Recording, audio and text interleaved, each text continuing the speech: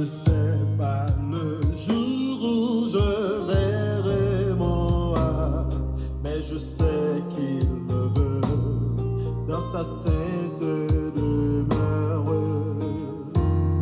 La lumière vaincra les ombres à cette heure. Ce sera la gloire pour moi. Ce sera la gloire pour moi. Ce sera la gloire pour moi. La lumière vaincra les ombres à cette heure. Ce sera la gloire pour moi.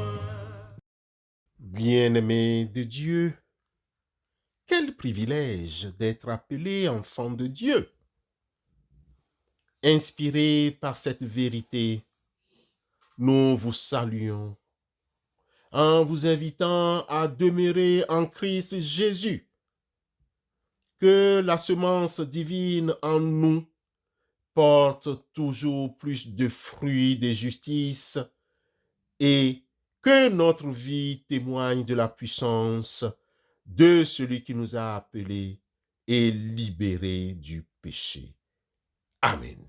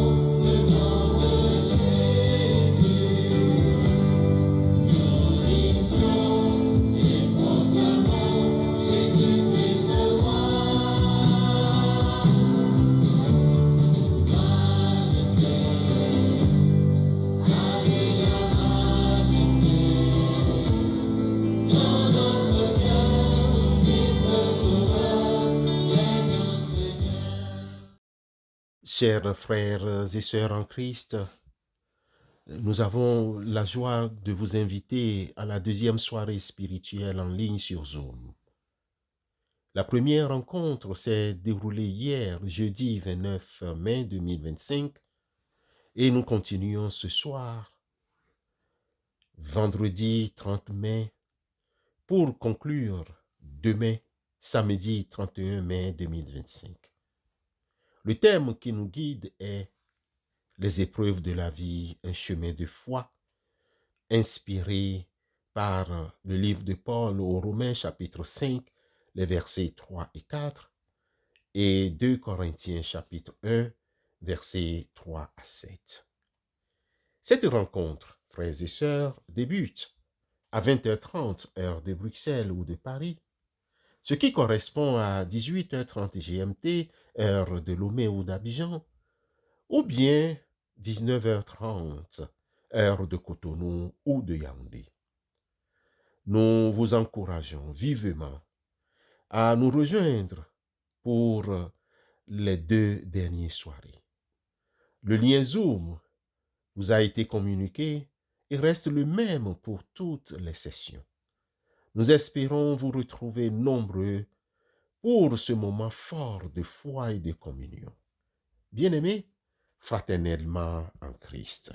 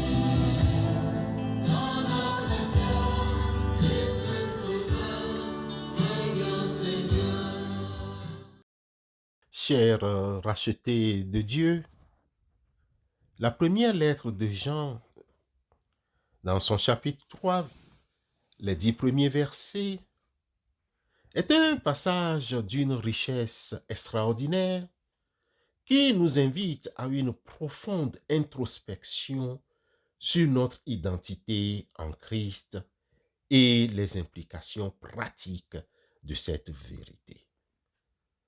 Jean débute par une exclamation émerveillée.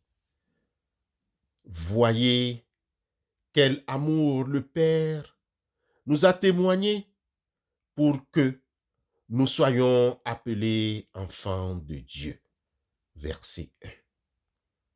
Jean souligne ici que le monde ne nous connaît pas parce qu'il n'a pas connu Christ, mais que nous sommes dès maintenant enfants de Dieu. Nous ne savons pas encore ce que nous serons, mais lorsqu'il paraîtra, nous lui serons semblables, car nous le verrons tel qu'il est. Verset 2. Cette espérance nous purifie. Verset 3. Frères et sœurs en Christ, le texte met ensuite en contraste le péché et la justice. Jean affirme que quiconque commet le péché transgresse la loi. Il rappelle que Jésus est apparu pour ôter les péchés et qu'il n'y a point de péché en lui. Par conséquent, frères et sœurs, quiconque demeure en lui ne pêche point. Quiconque pêche ne l'a pas vu et ne l'a pas connu. L'apôtre continue et met en garde. Petits enfants, que personne ne vous égare. Celui qui pratique la justice est juste, comme lui-même est juste. Inversement, celui qui pratique le péché est du diable. Jean réitère que le Fils de Dieu est apparu pour détruire les œuvres du diable. Enfin, Jean déclare avec force: quiconque est né de Dieu ne pratique pas le péché, parce que la semence de Dieu demeure en lui, et il ne peut pas pécher, parce qu'il est né de Dieu. Bien-aimés, la distinction est claire. C'est à cela que se discernent les enfants de Dieu et les enfants du diable. Quiconque ne pratique pas la justice n'est pas de Dieu, non plus que celui qui n'aime pas son frère. Bien-aimés, ce passage nous révèle une vérité fondamentale. Notre identité en Christ est celle d'enfant de Dieu. Ce n'est pas un simple titre, mais une réalité profonde, fruit de l'immense amour du Père qui nous transforme. Cette identité a des conséquences éthiques et des conséquences pratiques majeures. Premièrement, cette identité nous rappelle à une vie de sainteté. Si nous sommes enfants de Dieu, portant sa semence en nous, la pratique délibérée et continue de péché est incompatible avec notre nouvelle nature. Jean ne parle pas d'une perfection absolue, mais d'une orientation fondamentale du cœur qui nous détourne de la pratique habituelle du péché. L'espérance de voir Jésus tel qu'il est droit nous pousse à nous purifier.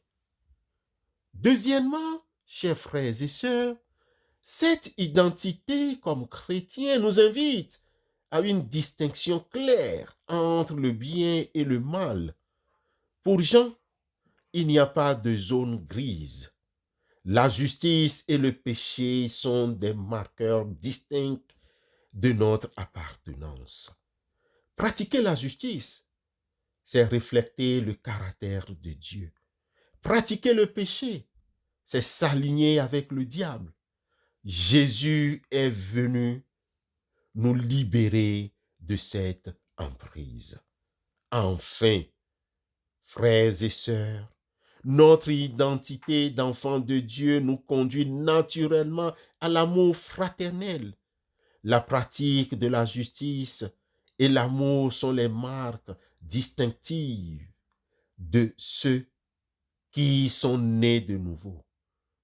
Mon frère, ma sœur en Christ, vivons maturément et surtout en cohérence avec qui nous sommes réellement, des enfants bien-aimés de Dieu, appelés à la justice et à la ressemblance de Christ par la puissance de l'Esprit qui demeure en nous. Amen.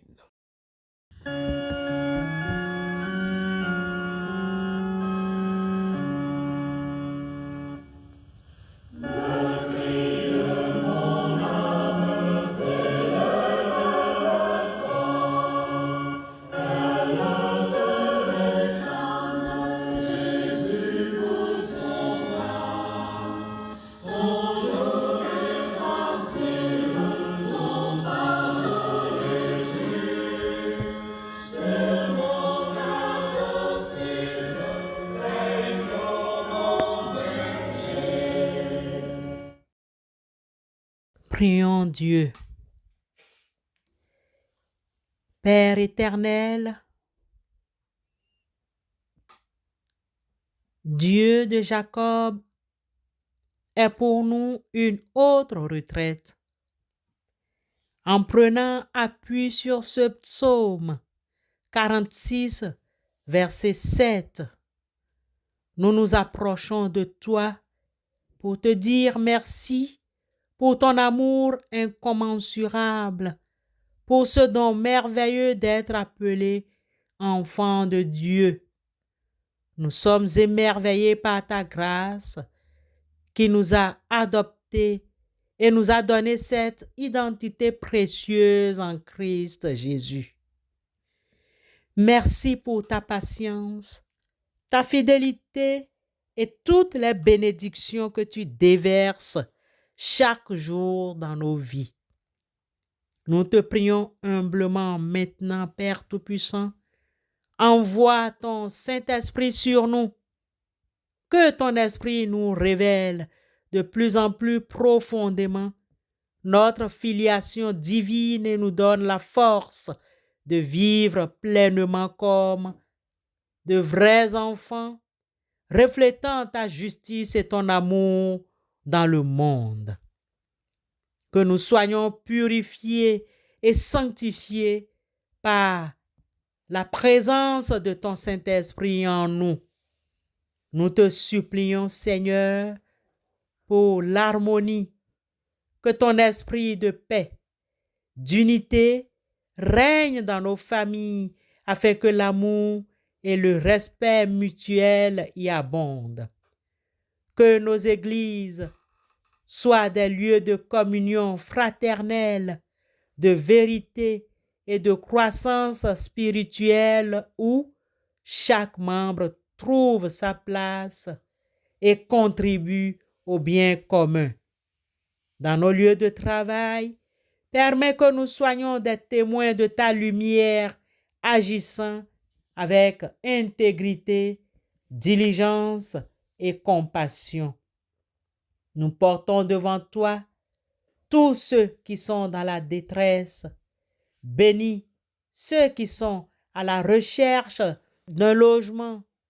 Ouvre des portes et pourvois leurs besoins avec miséricorde. Souviens-toi de ceux qui sont en prison. Apporte leur consolation, espoir et la possibilité d'une nouvelle vie en toi, Christ Jésus. Nos cœurs se tournent vers ceux qui sont endeuillés et qui doivent enterrer un parent. Apporte-leur ton réconfort divin, ta paix qui surpasse toute compréhension et la certitude de la résurrection en Christ Jésus. Oui, Seigneur, nous te remercions encore et encore pour ta bonté infinie. Que toute la gloire te revienne maintenant et toujours au nom de Christ, notre Seigneur et notre Rédempteur. Amen.